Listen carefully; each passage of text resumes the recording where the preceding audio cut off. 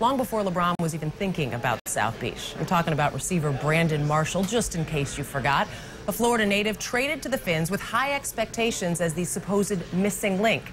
And Brandon joins us now on First Take. Brandon, I just mentioned it, Miami, a football city, but in recent days, football or basketball down there, what's dominating? As of right now, it's basketball.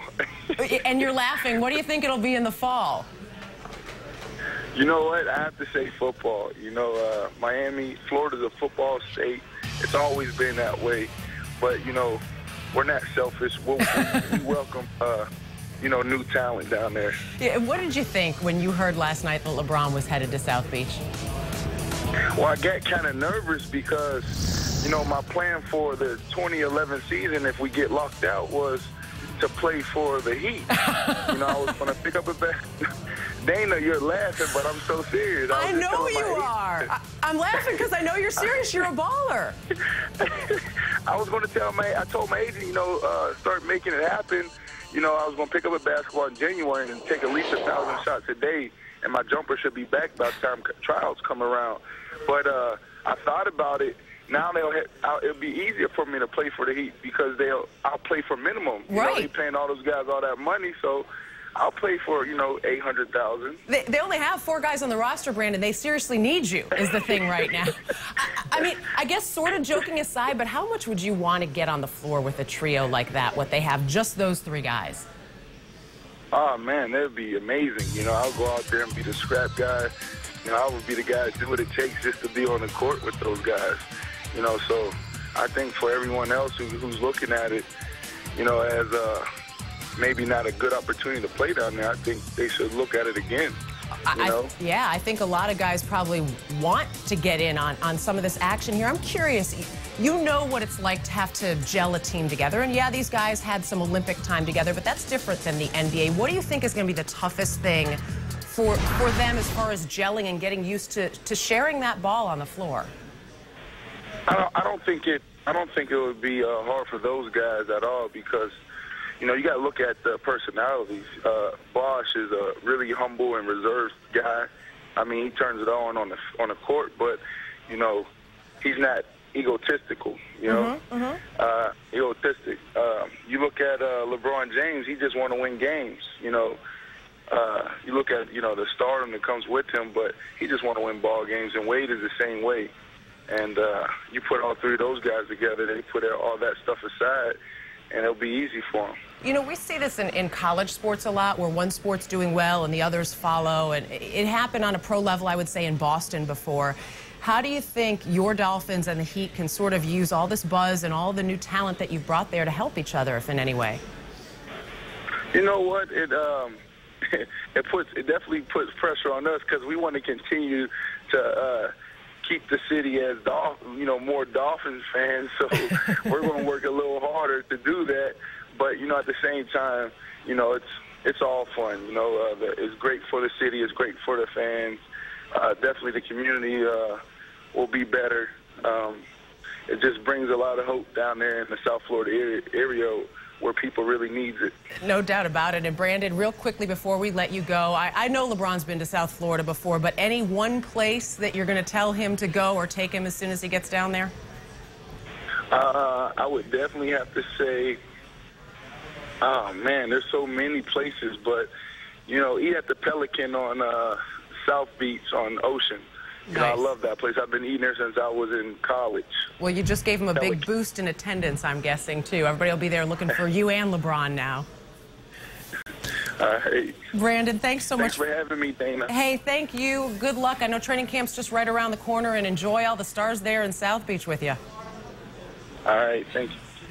By the way, I mentioned that the Dolphins got their last Super Bowl title back in 1974 after the 73 season. The Heat, don't forget, it wasn't that long ago.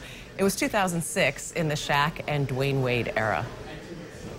All right, Dana, Miami got their man, but Cleveland lost theirs, at least in basketball. They did keep their guy in football. You'll remember the Browns' Josh Cribbs was up for grabs. He was not happy with his contract with the Browns. Made right by him, and he's staying there now for at least the next couple of years. And he joins us now, Josh Cribbs, who's been very active on this whole LeBron James stay in Cleveland campaign. Josh, thanks for joining us. I know that you were sending some tweets out trying to convince LeBron that he needed to do the right thing and stay in Cleveland.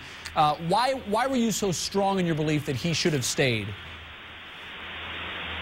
Well, just being from Cleveland, well, from the area, from Akron, which is right up the road, you know, I was just thinking about the chances and opportunities that myself, you know, I would have had, you know, if I was, you know, playing in Washington, D.C., where I'm from, you know, I would want to have stayed. But, you know, in hindsight and thinking about it further, you know, he gave us 7 great years of his life, and I have nothing against him at all. I just wish him the best. What was going through your mind, Josh, when I'm sure you were watching like all of us, when he announced that he was going to South Beach? Well, I don't know if you saw this, but I think he kind of tipped it away when he didn't bring the powder with him. You know, his little ritual that he does. You know, the interviewer asked him, you know, hey, where the powder at? He was like, he left it at home. That's when you know, was a tip-off for some Clevelanders that, you know, his decision might have been, you know, not coming back to Cleveland. But, I was kind of hurt, but at the same time, you know, I'm happy for him. You know, like I said, he gave us 7 years of his life. You know, he played some great basketball. He had some great times here in Cleveland, and I'm just happy for him. You're now the man in Cleveland, because I think it was widely regarded that you were the second most popular athlete in the city. And now that LeBron's gone, there you are at the top of the heap. How does that make you feel? Well, again, I mean, I'm not the one to try to, you know, take the spotlight or anything like that.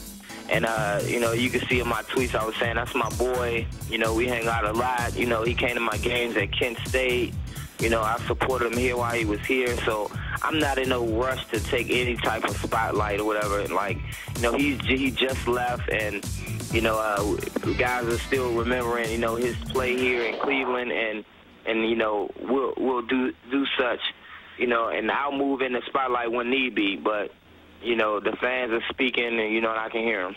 You're friends with LeBron. I respect your loyalty to him and don't expect you to bash him for his decision, but I also know that you know the Cleveland fan and their passion as well as anyone. You saw it on the flip side. You saw it when they came to support you when you were in your contract battle with the Browns. Let me ask you how you feel the Cleveland fans will respond, not should respond, but how will they respond when he comes back to the Q?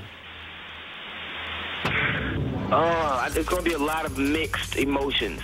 One, because Cleveland fans are the most loyal. You know, our fan base is just, this is a town full of fans that want to win desperately.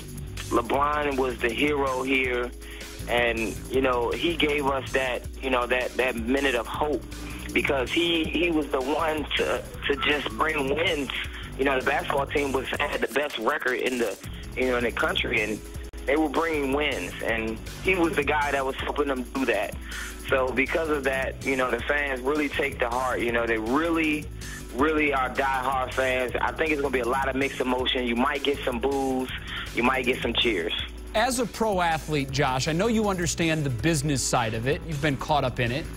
And I'm guessing that by now you've either read the entire statement or heard what Dan Gilbert had to say in response to LeBron leaving. What's your reaction to the Cavs owner's response? Oh, I can't speak on that at all.